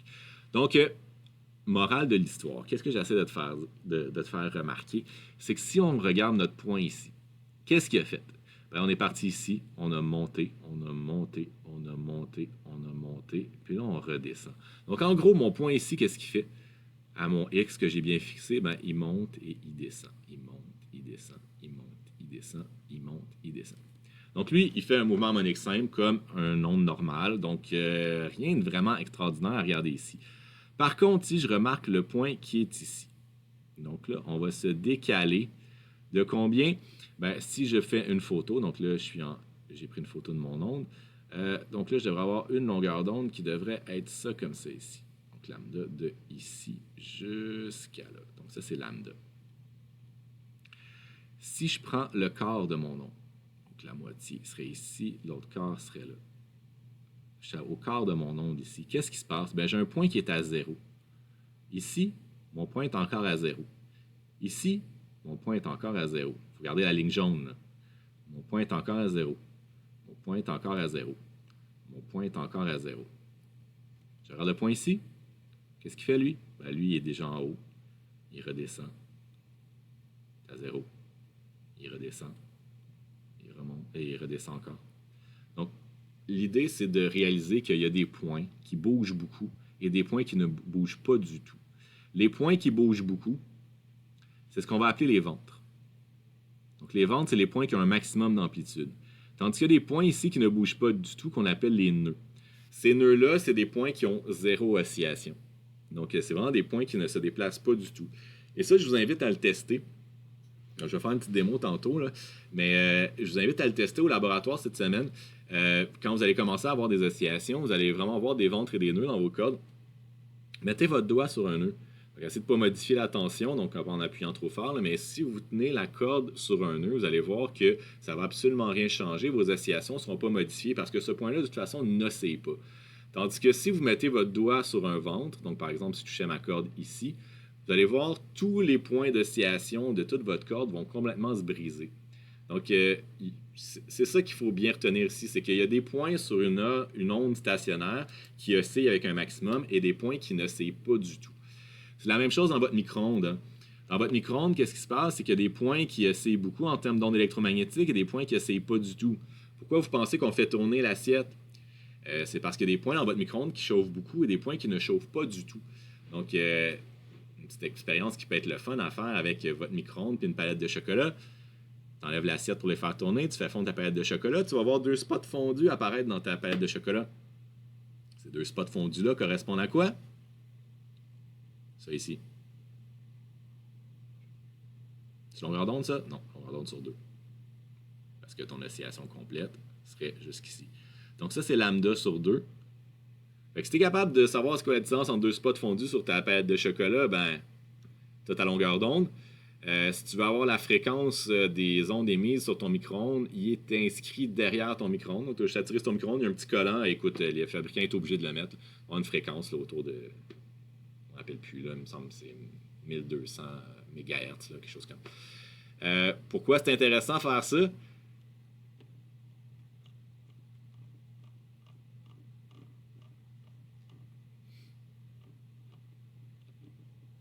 J'arrive. Si tu as la longueur d'onde de ton onde, tu as la fréquence de ton onde, tu es capable d'avoir sa vitesse, ben, je te dirais que c'est l'expérience la plus facile et la plus simple de ta vie que tu peux faire pour calculer c'est quoi la vitesse de la lumière. Donc, l'onde électromagnétique qui est dans ton micro-ondes, c'est un micro-ondes, mais c'est une onde électromagnétique qui se déplace à la vitesse de la lumière. Donc, si tu veux essayer de faire une expérience qui mesure la vitesse de la lumière, ben, tu fais ça. Prends une palette de chocolat quand même relativement grande, là, c'est autour de 10 cm environ, là, les distances entre les spots fondus. Là. Si tu veux le faire. Donc, prends-en une relativement grosse, prends la cheap parce que tu vas pouvoir l'acheter après. Oublie pas d'enlever le papier d'aluminium parce que ça va faire des flamèches. Et petit conseil, si tu veux que ça fonctionne mieux, mets-la au frigo avant. Donc, ça va être plus facile de voir les spots qui sont fondus. Et attends pas que la palette soit fondue au complet. Dès que tu vois un petit peu de liquide sur ton chocolat, arrête, mesure, et tu devrais avoir tout ce que tu as besoin. Donc, si jamais vous la faites l'expérience, j'aime toujours savoir vos résultats. À chaque année, il y a toujours un ou deux étudiants qui me l'envoient, puis les résultats sont excellents. Donc, il faut garder en tête qu'on a une palette de chocolat puis un micro-ondes, puis on arrive à des valeurs quand même pas mal proches de la vitesse de la lumière. Donc, la vitesse est probablement la plus vite que vous allez jamais calculer de votre vie. Donc, expérience quand même intéressante. Donc, voilà, c'est vrai pour une corde, c'est vrai pour un micro-ondes, c'est vrai pour tous les ondes qui sont confinées. Donc, maintenant, votre job, la plupart du temps, ça va être de trouver c'est quoi les positions de ces nœuds et de ces ventres. Donc, il faut faire un petit peu le même principe qu'on a fait tout à l'heure. Donc, si on a 2 ondes de même amplitude, ici, les constantes de phase, on n'en mettra pas. Comme c'est 2 ondes qui sont progressives, qui se déplacent une vers l'autre, quand même qu'on commençait comme ça ou qu'on commençait comme ça n'a aucune importance. Ils vont finir par se croiser à un moment donné. Donc, qu'on commençait là ou qu'on commençait là, ça n'a aucun rapport, là, ça change vraiment rien dans notre vie. Fait que jamais on va tenir compte de la constante de phase. Si jamais il y en a une dans vos données, mettez-la, mais si on n'en a pas, on n'en rajoute pas pour le plaisir. Là. Mais si jamais on vous impose une onde puis une constante de phase, ben laissez-la. Là. Je ne vais pas dire de l'enlever, mais la plupart du temps, on ne la mettra pas. Là. Donc, puis de toute façon, on va voir que dans la résonance de nos cordes, là, il y a des conditions qu'il faut respecter. Là. On y vient dans 2 minutes. On va le faire de façon générale ici, puis on verra après avec nos ondes confinées. Donc, j'ai 2 ondes. Une qui se déplace vers la droite, donc vers les X positifs. Une qui se déplace vers la gauche, sont les X négatifs. Donc, le moins qui nous donne vers les X positifs, le plus qui nous donne vers les X négatifs. J'additionne les deux, donc même principe que tantôt. J'additionne mes 2 trucs, je mets mon amplitude en évidence. Donc, je vais retrouver avoir 2 fois sinus de machin. C'est le même principe, donc pas oublier le petit 2 devant. Et je répète tout ça. Ça nous donne sensiblement quelque chose de différent quand même. Hein? Mais ce qu'il faut retenir, donc encore une fois, j'ai enlevé le négatif dans le cosinus. Fais attention que le sinus, ça ne marche pas exactement comme ça. Hein? On l'a vu l'autre fois. Mais j'ai mon onde résultante qui est ici. Encore une fois, je ne l'ai pas mis en gras puis en gros parce que je ne voulais pas que vous pensiez que ça, c'est vrai tout le temps. C'est vrai pour ces 2 ondes-là. Si j'ai n'importe quoi d'autre que ces 2 ondes-là, il faut refaire les calculs. Donc, attendez-vous à devoir refaire ces calculs-là pour pouvoir me trouver c'est quoi la position des nœuds et des ventres. Moi, je vais l'appliquer à l'exemple qu'on a fait ici. Donc, L'important, c'est encore une fois de réaliser qu'il y a un terme qui contient le temps. Donc, le terme qui contient le temps va être mon terme aussi, encore une fois. Donc, le terme qui varie en fonction du temps. Et de ce qui est devant, ben, je vais avoir, encore une fois, mon amplitude. L'amplitude va ici dépendre de la position. Donc, ça va dépendre d'une certaine coordonnée x. Donc, c'est un petit peu ce qu'on avait ici tout à l'heure. Donc, ici, on voit qu'à ce x-là, mon amplitude va être 0. Donc, il n'y a pas la corde ne bouge jamais à ce point-là. Ici, mon amplitude va être 0. Ici, mon amplitude va être égale à 2a. Mais à ce point-là, ici, là, à x est égal à ça, ici, c'est quoi mon amplitude? Ben, il faut la trouver. Ça se calcule avec ça. Donc, mon amplitude va être donnée dans le fond par 2a fois sinus de kx. Et là, ce qui va m'intéresser, ça va être trouver c'est quoi la position de mes nœuds et de mes ventres. Donc, je l'écris ici, l'amplitude à la position. Donc, certains nœuds de la corde ne sait pas, ça se trouve être mes nœuds. Donc, à ce moment-là, ce que je veux, c'est que l'amplitude soit égale à 0, donc sinus de kx soit égal à 0. Donc, on veut que kx soit égal à n fois pi. C'est comme ça que ça s'annule. Des sinus, c'est quand est-ce que les valeurs sont des multiples de pi qu'on est à 0, avec n égal à 0, plus ou moins 1, plus ou moins 2. Donc, j'ai remplacé ici mon k par mon 2pi sur lambda. C'est beaucoup plus facile de travailler en termes de longueur d'onde qu'en termes de nombre d'ondes. Écoutez, pour la même façon que c'est pas mal plus facile de travailler en termes de période d'oscillation que de fréquence angulaire, imagine-toi bien que quand tu fais un laboratoire avec des pendules, tu ne mesures pas la fréquence angulaire, là, tu mesures la période d'oscillation, tu mesures un temps, puis après ça, tu convertis en fréquence angulaire. Donc, nous autres, on va essayer de voir des formules qui sont avec les quantités les plus simples possibles. Donc, on va remplacer notre k dans l'expression ici par 2pi sur lambda. Ce qui va donner l'expression que x est égal à n fois lambda sur 2 fois... Ben, c'est ça, n fois lambda sur 2. Donc, voilà. Alors oui, c'est ça. Donc, on a les coordonnées. On peut aller vérifier sur notre dessin. Est-ce qu'à n égale 0, donc on se trouve à x égale 0, on a une amplitude qui est nulle? Ben, selon ce qu'on a ici, oui. La prochaine amplitude nulle serait ici, donc à la moitié de la longueur d'onde. Et c'est ce qu'on a. Donc, on va avoir la position comme ça de tous nos nœuds. Encore une fois, je vous répète que ça s'applique à mon exemple ici. Ce n'est pas vrai tout le temps. Donc, comme je disais, je pourrais vous mettre des ondes en cosinus, je pourrais faire n'importe quoi. Je pourrais acheter des constantes de phase. Je peux changer n'importe quoi. Il faut absolument le recalculer. Là, on ne peut pas juste dire que ça, c'est tout le temps vrai, parce que si vous faites ça à l'examen, là, vous allez vous faire jouer un mauvais tour. Ça ne sera probablement pas vrai. À l'inverse, certains points de la corde ont une amplitude maximale, donc ce qu'on appelle les ventes. Donc, maintenant, on veut que notre sinus de kx soit égal à plus ou moins 1. Donc, kx doit être égal à plus ou moins pi sur 2, plus ou moins 3 pi sur 2. Donc, les demi-impairs entiers. Les demi-impairs de pi. C'est ce que j'ai pris comme ça. J'ai rajouté mon k. J'ai isolé mon x. Donc, je me retrouve à avoir x qui est égal à n plus une demi lambda sur 2. Donc, le fond, ça va me donner à lambda sur 4 pour n égale 0. Donc, c'est bien la première position de vente, là, n égale lambda sur 4, qui est le quart de la longueur d'onde. Donc, s'il y avait une longueur d'onde qui correspond à tout ça ici, là, ça c'est ma longueur d'onde. Ben, ici, je suis à moitié de la longueur d'onde. Ici, je suis au quart de la longueur d'onde. Donc, j'ai bien un vente à lambda sur 4. Ici, à lambda sur 2, j'ai un nœud. À lambda, à 3 lambda sur 4, ben, j'aurai un autre ventre. Ici, j'aurai un autre nœud à lambda. Donc, c'est ce qu'on déduit avec nos relations. Voilà. Réflexion des ondes. Je dirais que c'est pas la chose qui va être super importante pour nous pour l'instant. Ça va être important qu'on va faire les interférences avec les fines couches là, de lumière pour la lumière. Là. Mon dessin, on le voit pas. Deux types de réflexion. La réflexion dure et la réflexion molle. J'avais quelque chose avec mes figures. Ah, ça doit être quand j'ai rajouté la ligne tantôt. Donc voilà, on va avoir une réflexion dure, une réflexion molle. La réflexion dure, c'est la suivante ici. Donc ça ici, c'est la dure. J'écris mal. La réflexion dure. La réflexion dure, qu'est-ce qui se passe ici? C'est qu'on a quelque chose qui est fixé solidement. Donc, comme c'est fixé solidement, qu'est-ce qui se passe? C'est quand l'onde arrive, ben là, l'onde essaie de pousser par en haut sur notre crochet de soutien, là, mais qui est fixé solidement.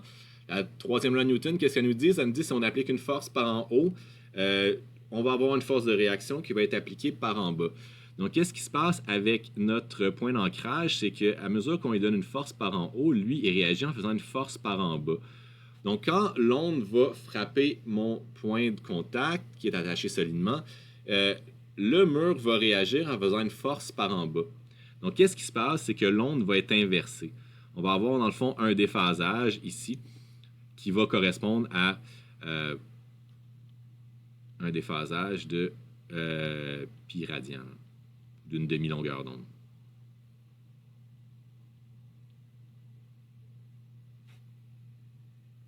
Ça, c'est un demi de lambda. Là, c'est pas trop clair.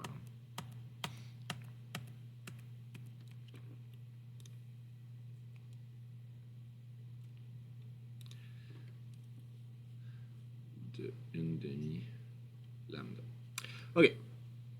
Tandis que dans la réflexion molle, la réflexion molle, c'est quoi? C'est que la tâche ici, elle est capable de se déplacer de haut en bas.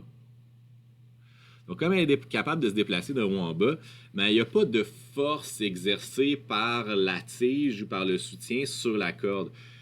La corde, ce qu'elle va faire, c'est qu'elle va arriver, elle va se soulever et elle va redescendre. Donc, c'est comme si on avait une main qui montait et qui redonnait une impulsion quand c'est le temps de renvoyer la l'onde de l'autre côté. Donc, on va avoir une réflexion ici qui va être identique. Donc, ici, on n'aura pas de déphasage. Et ça va être important, comme je disais un petit peu plus tard. Donc, ça, c'est la réflexion qu'on appelle molle. Ça correspond à une situation où le soutien, justement, est plus flexible. Ça a plus ou moins d'importance pour l'instant. Je voulais l'introduire pour qu'on sache qu'est-ce que ça va avoir l'air plus tard. Les ondes stationnaires et la résonance. Donc, je vous ai fait un petit... j'ai trouvé une image dans votre manuel. Dans le fond, ça représente quelqu'un qui... j'ai essayé de le faire, là, cette expérience-là. C'est extrêmement difficile, honnêtement, de le faire comme ça. Parce qu'il faut garder une tension super constante dans la corde pour que ça fonctionne bien. Dès qu'on fait varier un petit peu la tension dans la corde, ça fait varier la vitesse, donc ça va faire varier les harmoniques qui vont apparaître là-dedans. Mais bon, c'est une expérience qu'on va faire cette semaine au laboratoire, c'est exactement ça, mais on va se servir d'un petit vibreur puis d'une masse avec une poulie pour justement créer une tension qui va être constante dans notre corde. Mais bon, la morale de l'histoire, c'est que si tu prends un vibreur, donc le vibreur qui est la main de monsieur ici, et tu fais osciller une corde comme ça, mais si tu la fais osciller à une certaine fréquence, dépendamment de sa longueur, dépendamment de sa masse unique, dépendamment de la tension, elle va tomber dans un mode d'oscillation qu'on va appeler le mode fondamental. Donc le mode fondamental, c'est l'oscillation la plus longue qui peut arriver. Ce qui est important de noter, c'est que aux deux extrémités, la corde, elle est fixée. Donc on a un point fixe qui est ici, puis un point fixe qui est ici. Le monsieur, il ne fait pas une oscillation grande comme ça. Hein. Il fait une toute petite oscillation avec sa main. Et ça, c'est suffisant pour créer des oscillations si on tombe dans la bonne fréquence de résonance. Donc, la corde va tomber en résonance et les amplitudes vont augmenter. Donc, il va y avoir une certaine limite, là. Mais c'est là qu'on va avoir des amplitudes qui vont apparaître de plus en plus grandes. Et ça n'apparaîtra pas à n'importe quelle fréquence d'oscillation. Il faut vraiment que le gars il tombe sur la bonne fréquence. Et ça se calcule. Et là, ce qui est intéressant, c'est que s'il va à une fréquence 2 fois plus élevée que ce qu'on avait ici, il va tomber dans un mode d'oscillation ici qu'on appelle le deuxième harmonique, où on va avoir, dans le fond, ici, deux ventres. Donc, au départ, on avait quoi? On avait nœud ici et ventre au centre. Là, ici, qu'est-ce qu'on a? On a un nœud ici, on a un nœud ici, puis on a un nœud ici, et on a un ventre ici et un ventre ici. Si on va 3 fois plus rapidement, donc une fréquence 3 fois plus élevée que le mode fondamental, donc l'harmonique numéro 1, on se trouve avec le troisième harmonique. Celui-ci, il va avoir un nœud ici, toujours un nœud ici et un nœud ici. Et on va avoir un vente là, un vente là, un vente là. Dépendamment à quelle fréquence on va osciller, on va peut-être tomber dans un mode d'oscillation. Si le monsieur ne sait pas dans le bon mode d'oscillation ou la tension dans la corde n'est pas bonne, on ne tombera pas dans ces modes de résonance-là. Les modes de résonance sont bien précis selon l'objet. On ne peut pas les inventer et ça fonctionne des deux sens. Hein. On peut forcer une oscillation à osciller à une certaine fréquence ou on peut laisser osciller une corde et elle va osciller normalement. Et si on la laisse osciller normalement, ben, elle va comprendre ces différents modes d'oscillation-là. Donc, il y en a un des deux que je vais pouvoir faire avec vous tout à l'heure et l'autre qu'on va faire au laboratoire cette semaine, jeudi ou vendredi. Donc, première harmonique. Le mode fondamental, lui, dans le fond, comme j'expliquais tout à l'heure, c'est qu'on va avoir un nœud ici et un ventre en plein milieu. L'important de réaliser, c'est que pour une oscillation complète, si je veux avoir mon sinus au complet, ben, il faudrait que je finisse mon sinus. Donc, ma longueur d'onde, en réalité, correspondrait plutôt à ça. C'est ça, lambda. Là. Donc, si je veux avoir, qui est ça, la longueur de ma corde, ben, la longueur de mon onde correspond à 2 fois la longueur de ma corde. Parce que ma longueur d'onde, c'est de là jusqu'à là. Même si ma corde, elle arrête ici. Ce que je veux, c'est la longueur de mon sinus. Le sinus, il a cette longueur-là. Le sinus, il va de là jusqu'à là. C'est ça ma longueur d'onde. Donc, par rapport à la longueur de ma corde, c'est le double. Donc, la longueur d'onde est 2 fois la longueur de ma corde. Deuxième harmonique. Deuxième harmonique, lui, il correspond à quelque chose qui a un nœud ici, un nœud ici, un nœud ici, un ventre ici et un ventre ici. À ce moment-là, ben, on voit le mode de résonance, là, que le nœud ici ne bouge jamais, puis les ventes ici sont le maximum d'oscillation. Cette fois-ci, ben, la longueur d'onde correspond directement à la longueur de ma corde. Donc, on a un sinus au complet qui rentre à travers ma corde. Donc, la longueur d'onde va être égale à L. Troisième harmonique, à ce moment-là, on va avoir un nœud ici, un nœud ici, un nœud ici, un nœud ici, et 1, 2, 3 ventes pour le troisième harmonique. Qu'est-ce qu'on va se rendre compte ici? C'est que la longueur d'onde qui correspond dans le fond à ça ici, c'est ça mon lambda.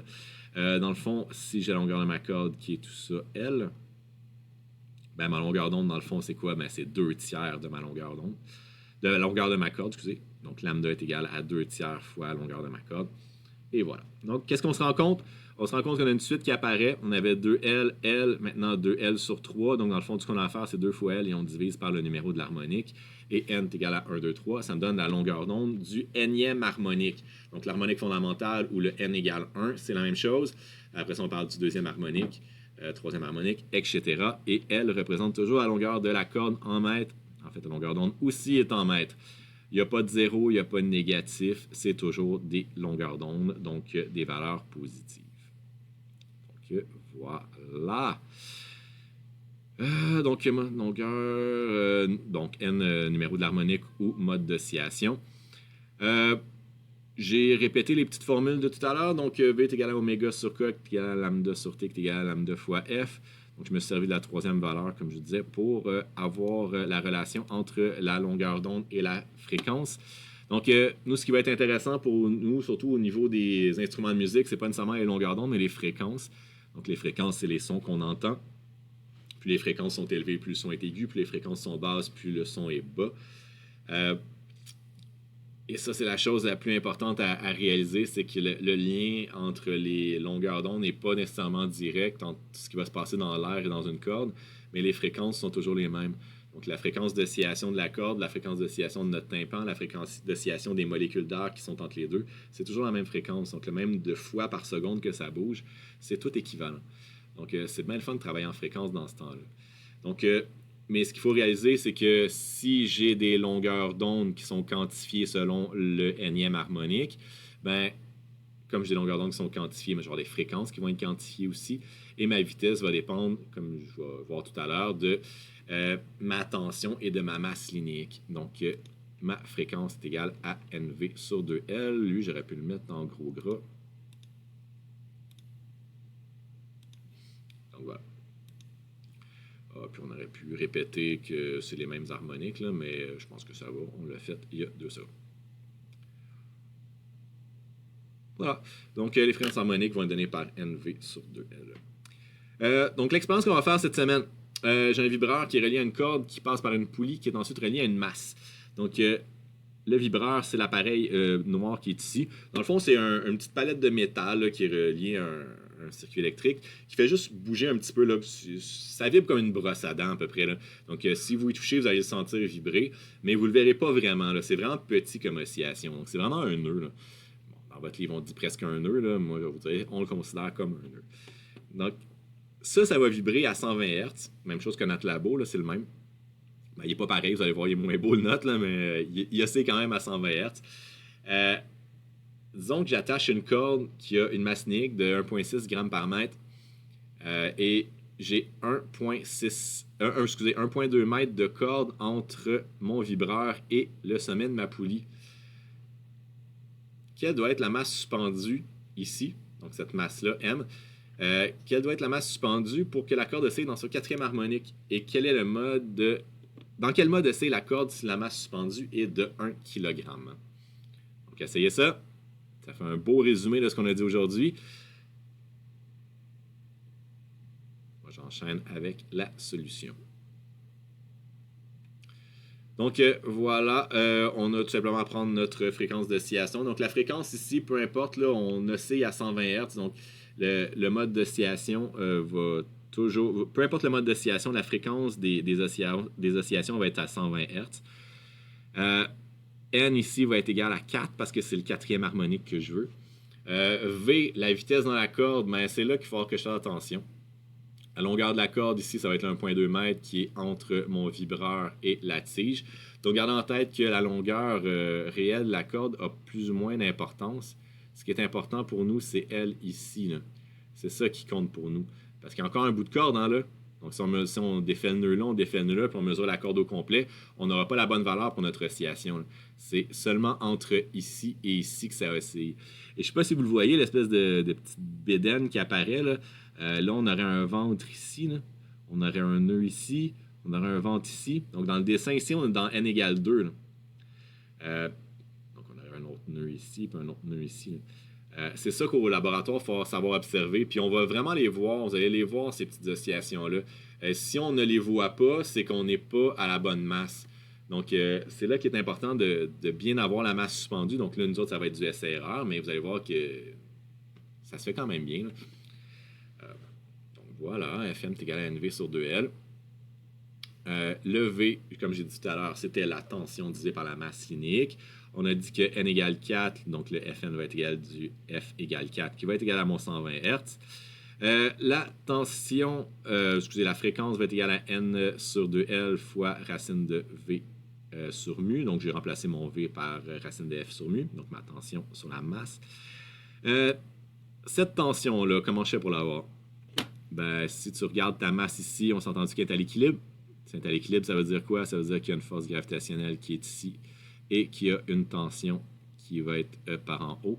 Donc, absolument, on doit avoir que la tension doit être égale à la force gravitationnelle qui va être égale à mg. Donc, la tension est égale directement à ma force gravitationnelle qui va être égale à mg. Donc, rendu là, j'isole mon m, c'est ce que je cherchais. Faites attention à la masse linéique, de bien la convertir en kilogrammes par mètre. Et vous ne devriez pas avoir de trouble à trouver 0,846 kg ou 0,85 kg avec les bons chiffres significatifs. Pour la deuxième question, si on le pitonne, donc là on veut avoir le N, donc j'ai repris cette expression-là, je pense, puis j'ai isolé N là-dedans. Je suis arrivé à ça. Donc j'arrive à 3,7. Donc c'est quoi le mode d'oscillation? C'est-tu 3, c'est-tu 4? Non, c'est rien du tout. Donc, c'est ce que vous allez observer au laboratoire. Vous allez mettre des masses au départ sur votre poulie, puis vous n'aurez pas d'oscillation. La corde va être complètement droite. Donc, vous allez entendre le vibreur vibrer, mais il ne réussira pas à créer d'amplitude dans votre corde. À mesure que vous allez rajouter de la masse ou l'enlever, que vous allez modifier cette masse-là, vous allez voir ces ventes-là apparaître dans votre corde. Et l'idée, c'est d'ajuster du mieux possible pour avoir le plus d'amplitude possible. Mais gardez en tête que si n n'est pas entier, ben on n'a pas d'oscillation. Il se passe absolument rien. Donc, voilà. Dernier petit truc que je voulais faire avec vous, différence de marche.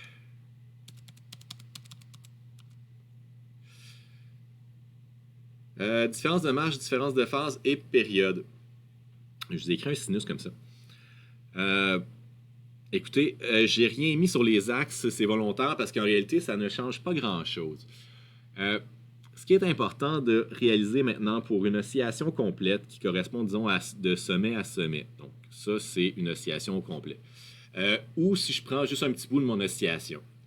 Ben, il y a différentes façons qu'on a vues de se représenter ça.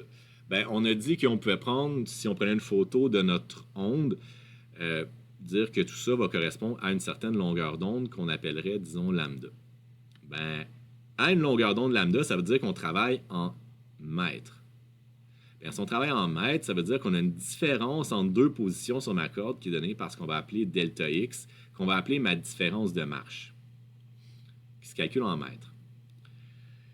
De la même façon, si au lieu de prendre mon onde, là, c'est un sinus, là, c'est pas la même onde, c'est pas la même photo, c'est pas la même image, mais ça reste un sinus identique, ben, disons que je prends une oscillation complète, mais en termes de temps.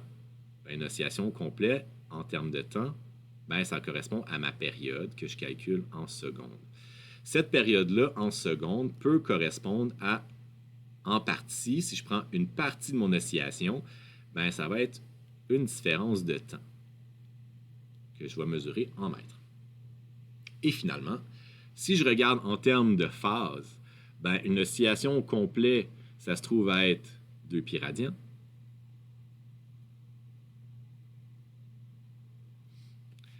Et qu'est-ce que ça correspond en termes de petits bouts ici? Ben, c'est ce qu'on va appeler une différence de phase en rad. Morale de l'histoire, c'est que le rapport entre cette longueur-là, qui est mon onde au complet, et le rapport de cette longueur-là, qui est ma petite distance, doit rester le même si je divise des quantités équivalentes. Donc, si je fais mètre sur mètre, donc lambda sur delta x, il faut que ça soit équivalent à ma période sur delta t. Parce que c'est la même fraction, si on veut, de mon oscillation au complet. Donc, c'est des rapports qui restent équivalents. Ça va nous permettre de faire des petites opérations mathématiques un petit peu plus rapidement. Donc, si je prends ma longueur d'onde puis je divise par une distance, donc que ça soit les mêmes unités, là, mètre sur mètre, ben, c'est la même chose que mon temps total sur une partie de mon temps. Même chose sur ma période au complet sur une partie de ma période en radians. Donc, c'est ce que vous pourrez faire pour trouver des différences de marche ou des différences de temps entre deux points. Où, vous allez voir, vous avez plein d'exercices de ce genre-là. Vous pouvez utiliser cette méthode-là comme tout simplement calculer les phases. Donc, si on te demande la différence de phase entre deux points séparés de 2 cm, ben, tu peux calculer la phase du premier point, la phase du deuxième point, puis les soustraire, ça fonctionne aussi. Ou faire ça. Les deux vont fonctionner. Donc, libre à toi. Pour moi, les deux, c'est aussi bon. L'important, c'est que tu y arrives.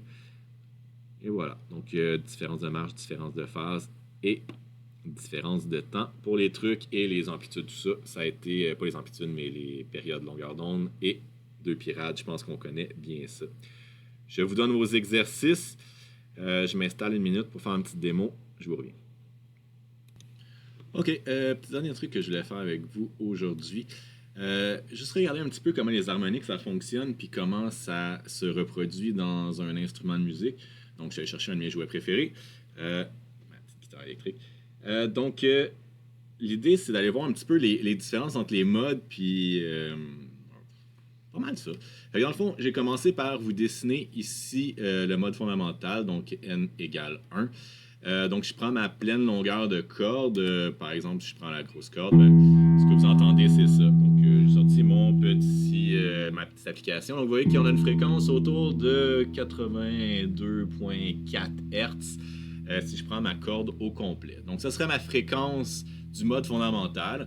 Je pourrais calculer la longueur de ma corde ici pour justement pouvoir savoir c'est quoi la tension dans ma corde, dans ma cynique, etc. Tout ça, ça pourrait se calculer très facilement avec ces informations-là. Donc ça, c'est le n égale 1. Comme j'ai dit tout à l'heure, on peut faire apparaître des modes de différentes oscillations quand on force les oscillations. Mais là, on fait l'inverse. L'inverse, c'est que là, on a un objet qui oscille naturellement dans une fréquence d'oscillation. Donc, sa fréquence fondamentale, c'est toujours la fréquence que l'objet va osciller dedans normalement, à moins qu'on lui force d'autres choses. Donc, ce qu'on entend toujours, peu importe les notes que je vais faire, c'est toujours la longueur pleine de la corde, c'est la fréquence fondamentale de cette corde-là au complet. Je peux changer évidemment la fréquence que je vais produire en changeant la longueur de la corde. Donc ça, c'est la technique qu'on utilise. C'est pour ça qu'il y a des frettes sur une guitare. Sur un violon, il n'y en a pas, mais c'est un peu le même principe. Quand on change la longueur de la corde, ça fait changer la longueur de celle-ci. Donc la fréquence est différente. Donc, je rappelle qu'il y a la longueur qui apparaît dans cette formule-là. Donc, si je veux faire apparaître n égale 2, et ça, elle est tout le temps là ou presque dans toutes les oscillations. Ce qu'il faut garder en tête, c'est qu'on oscille principalement dans le mode fondamental, mais en réalité, les harmoniques supérieures sont présents, sont juste beaucoup moins intenses. On les entend beaucoup moins, mais ils sont toujours là. Donc, si on veut faire apparaître n égale 2, il faut faire attention. Donc, ce qu'on veut, c'est faire apparaître une longueur d'onde qui va correspondre à la longueur de ma corde. Écoute, si je veux faire apparaître cette fréquence-là, ce que je peux faire, c'est créer une onde qui va être comme ça. Donc, les deux façons de faire ça, c'est soit que je rétrécis ma corde de moitié ou que je fais apparaître un nœud en plein milieu de ma corde. Donc, la première façon de rétrécir ma corde de moitié, c'est de venir mettre mon doigt ici, c'est-à-dire en plein milieu de la corde, ce qui correspond à la 12e fret. Je mets mon doigt dans le fond et je fais apparaître cette note-là. Donc, si je regarde cette note-là, donc, tantôt, j'avais quoi? 83 points quelque chose. Ben là, je regarde, je suis à peu près à 165, donc je suis pas mal au double de fréquence que j'avais tout à l'heure. Donc, je suis bien à mon n égale 2. En fait, je suis pas à n égale 2 en réalité. Là, ce que je suis en train de faire avec le doigt dans le fond, c'est que je suis en train de faire apparaître celui-là. Donc, je suis ici à n égale 1, mais avec une longueur qui est égale à la moitié de la longueur de la corde. Donc, je correspond à cette même fréquence-là. Mais si je veux vraiment faire apparaître celui-là, qu'est-ce que je dois faire? C'est pas mettre mon doigt dans le fond de la frette. Ce que je dois faire, c'est simplement accoter mon doigt sur les cordes. Et à ce moment-là, j'impose un nœud à ma corde. Donc là, j'y touche plus à ma corde. Là. C'est pas comme j'avais diminué ma corde de moitié. Et si je pèse dans le fond, je la lâche, le son change. Tandis que là, si je prends ma fréquence fondamentale, donc mon n égale 1, c'est lui, et je viens mettre mon doigt simplement toucher. Mais là, je viens de briser mon mode fondamental. Pourquoi? Parce que je viens de mettre mon doigt ici en plein milieu. Lui était déjà dans mon oscillation. Je ne l'entendais pas tellement parce qu'il est comme 5% de l'intensité à peu près du n égale 1, mais il était là quand même. Donc, si je réussis à mettre un nœud à cet endroit-là, qu'est-ce que j'entends? C'est mon mode n égale 2. Donc, ce que vous entendez en ce moment, c'est n égale 2. Et si on vérifie...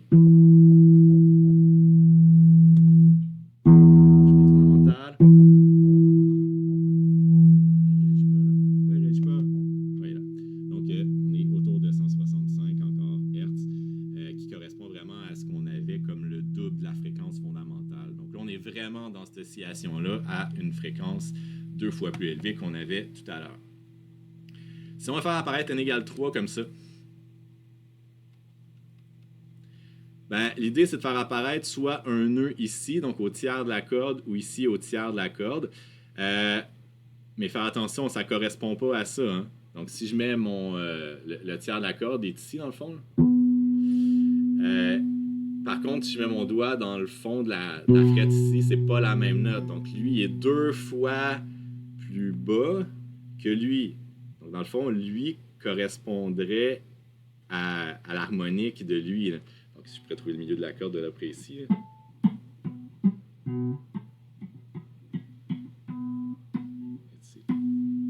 Donc là, j'aurais mon n égale 3 qui correspond à même chose que si je fais juste mettre mon doigt sans peser dans le fond de la frette. Donc là, j'impose un nœud. Je pourrais faire la même chose ici.